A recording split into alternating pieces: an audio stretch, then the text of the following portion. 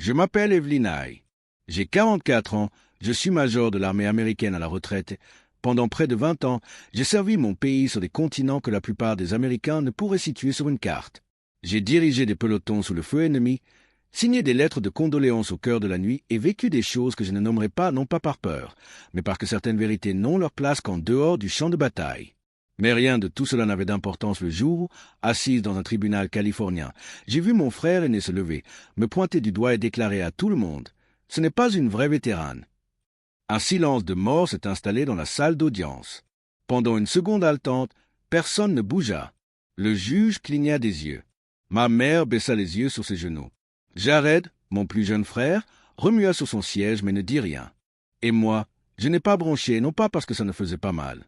Si, plus profondément que n'importe quelle balle, mais parce que j'étais préparé. Sans un mot, je fouillai dans l'étui en cuir posé à côté de moi et en sortis un dossier beige. Mes talons claquèrent doucement tandis que je marchais sur le sol ciré vers le banc. Je déposai le dossier avec un silence définitif devant le juge. Il l'ouvrit, une page, puis une autre. Je vis son visage se vider de ses couleurs, sa mâchoire se serrer, son regard se durcir. « Que personne ne bouge, dit-il d'une voix basse mais sèche. Fermez les portes maintenant. » Un frisson parcourut la galerie. Avant que quiconque puisse comprendre ce qui se passait, 2 officiers de la police militaire entrèrent dans la salle d'audience par les portes latérales, leurs uniformes impeccables, leurs expressions indéchiffrables. L'un se dirigea vers le fond, l'autre s'avança vers le banc tandis que le juge remettait le dossier.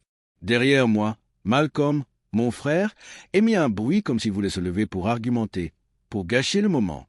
Mais la salle avait déjà changé. Son avocat laissa tomber ses papiers. Le visage de ma mère était pâle. Les yeux de Jared étaient écarquillés. Et moi, je restais immobile, car je n'étais plus là pour argumenter. J'étais là pour mettre fin au mensonge. Avant que vous ne connaissiez toute l'histoire de ce moment, si vous avez déjà été abandonné, blessé par votre propre famille et malgré tout forcé de sourire, laissez un commentaire. Je ne dis pas ça pour me plaindre, mais parce que peut-être, quelque part, vous avez ressenti ce que j'ai ressenti. Maintenant, laissez-moi vous ramener là où tout a vraiment commencé. La maison était située au bord d'une falaise à Mendocino. Sa charpente avait été patinée par des décennies de vents salins et de tempêtes du Pacifique. Elle n'était pas grandiose, juste 3 chambres, des volets bleus qui s'écaillaient et une véranda qui grinçait comme si elle contenait de vieux secrets. Mais elle était à moi. Mon père me l'avait léguée dans son testament. Et pour la première fois depuis des années, j'avais un endroit qui me semblait m'appartenir, même si personne d'autre ne pensait que je le méritais. Lorsque l'avocat a lu le document pour la première fois, je le voyais déjà dans la mâchoire de Malcolm, ce serment qui survenait toujours avant qu'il ne décide que quelque chose n'était pas juste pour lui. Ma mère ne me regardait pas du tout. Et Jared, lui, fixait le sol, comme toujours quand la situation devenait inconfortable. Le testament n'était pas compliqué. Mon père avait divisé sa modeste succession en 3. Malcolm avait reçu des parts majoritaires de Alençon & Hospitality, l'entreprise familiale qu'il dirigeait depuis plus de 10 ans. Jared avait reçu un fonds fiduciaire, le genre de fonds qu'on donne à quelqu'un qui ne veut pas se disputer. J'ai reçu la maison. C'est tout. Et pendant quelques semaines, la paix semblait presque possible. Le jour, je travaillais aux réparations, je peignais les balustrades du porche, je désherbais le jardin. Le soir, j'étais assise, emmitouflée dans une vieille couette près de la cheminée, à écouter le vent. Je m'appelle Evelyn Hay. J'ai 44 ans, je suis major de l'armée américaine à la retraite. Pendant près de 20 ans, j'ai servi mon pays sur des continents que la plupart des Américains ne pourraient situer sur une carte. J'ai dirigé des pelotons sous le feu ennemi, signé des lettres de condoléances au cœur de la nuit et vécu des choses que je ne nommerai pas, non pas par peur, mais parce que certaines vérités n'ont leur place qu'en dehors du champ de bataille. Mais rien de tout cela n'avait d'importance le jour où, assise dans un tribunal californien, j'ai vu mon frère aîné se lever, me pointer du doigt et déclarer à tout le monde « Ce n'est pas une vraie vétérane ». Un silence de mort s'est installé dans la salle d'audience. Pendant une seconde haletante, personne ne bougea. Le juge cligna des yeux. Ma mère baissa les yeux sur ses genoux. Jared, mon plus jeune frère, remua sur son siège mais ne dit rien. Et moi, je n'ai pas bronché, non pas parce que ça ne faisait pas mal. Si, plus profondément que n'importe quelle balle, mais parce que j'étais préparé. Sans un mot, je fouillai dans l'étui en cuir posé à côté de moi et en sortis un dossier beige. Mes talons claquèrent doucement tandis que je marchais sur le sol ciré vers le banc. Je déposai le dossier avec un silence définitif devant le juge. Il l'ouvrit, une page, puis une autre. Je vis son visage se vider de ses couleurs, sa mâchoire se serrer, son regard se durcir. « Que personne ne bouge, dit-il d'une voix basse mais sèche. Fermez les portes maintenant. » Un frisson parcourut la galerie. Avant que quiconque puisse comprendre ce qui se passait, deux officiers de la police militaire entrèrent dans la salle d'audience par les portes latérales, leurs uniformes impeccables, leurs expressions indéchiffrables. L'un se dirigea vers le fond. L'autre s'avança vers le banc tandis que le juge remettait le dossier. Derrière moi, Malcolm, mon frère, émit un bruit comme s'il voulait se lever pour argumenter, pour gâcher le moment. Mais la salle avait déjà changé. Son avocat laissa tomber ses papiers. Le visage de ma mère était pâle. Les yeux de Jared étaient écarquillés. Et moi, je restais immobile, car je n'étais plus là pour argumenter. J'étais là pour mettre fin au mensonge. Avant que vous ne connaissiez toute l'histoire de ce moment, si vous avez déjà été abandonné, blessé par votre propre famille et malgré tout forcé de sourire, laissez un commentaire. Je ne dis pas ça pour me plaindre, mais parce que peut-être, quelque part, vous avez ressenti ce que j'ai ressenti. Maintenant, laissez-moi vous ramener là où tout a vraiment commencé. La maison était située au bord d'une falaise à Mendocino. Sa charpente avait été patinée par des décennies de vents salins et de tempêtes du Pacifique. Elle n'était pas grandiose, juste 3 chambres, des volets bleus qui s'écaillaient et une véranda qui grinçait comme si elle contenait de vieux secrets. Mais elle était à moi. Mon père me l'avait léguée dans son testament. Et pour la première fois depuis des années, j'avais un endroit qui me semblait m'appartenir, même si personne d'autre ne pensait que je le méritais. Lorsque l'avocat a lu le document pour la première fois, je le voyais déjà dans la mâchoire de Malcolm, ce serment qui survenait toujours avant qu'il ne décide que quelque chose n'était pas juste pour lui. Ma mère ne me regardait pas du tout. Et Jared, lui, fixait le sol, comme toujours quand la situation devenait inconfortable. Le testament n'était pas compliqué. Mon père avait divisé sa modeste succession en 3. Malcolm avait reçu des parts majoritaires de Alençon & Hospitality, l'entreprise familiale qu'il dirigeait depuis plus de 10 ans. Jared avait reçu un fonds fiduciaire, le genre de fonds qu'on donne à quelqu'un qui ne veut pas se disputer. J'ai reçu la maison. C'est tout. Et pendant quelques semaines, la paix semblait presque possible. Le jour, je travaillais aux réparations, je peignais les balustrades du porche, je désherbais le jardin. Le soir, j'étais assise, emmitouflée dans une vieille couette près de la cheminée, à écouter le vent. Je m'appelle Evelyn Hay. J'ai 44 ans, je suis major de l'armée américaine à la retraite. Pendant près de 20 ans, j'ai servi mon pays sur des continents que la plupart des Américains ne pourraient situer sur une carte. J'ai dirigé des pelotons sous le feu ennemi, signé des lettres de condoléances au cœur de la nuit et vécu des choses que je ne nommerai pas non pas par peur, mais parce que certaines vérités n'ont leur place qu'en dehors du champ de bataille. Mais rien de tout cela n'avait d'importance le jour où, assise dans un tribunal californien, j'ai vu mon frère aîné se lever, me pointer du doigt et déclarer à tout le monde « Ce n'est pas une vraie vétérane ». Un silence de mort s'est installé dans la salle d'audience. Pendant une seconde haletante, personne ne bougea. Le juge cligna des yeux. Ma mère baissa les yeux sur ses genoux. Jared, mon plus jeune frère, remua sur son siège mais ne dit rien. Et moi, je n'ai pas bronché, non pas parce que ça ne faisait pas mal. Si, plus profondément que n'importe quelle balle, mais parce que j'étais préparé. Sans un mot, je fouillai dans l'étui en cuir posé à côté de moi et en sortis un dossier beige. Mes talons claquèrent doucement tandis que je marchais sur le sol ciré vers le banc. Je déposai le dossier avec un silence définitif devant le juge. Il l'ouvrit, une page, puis une autre.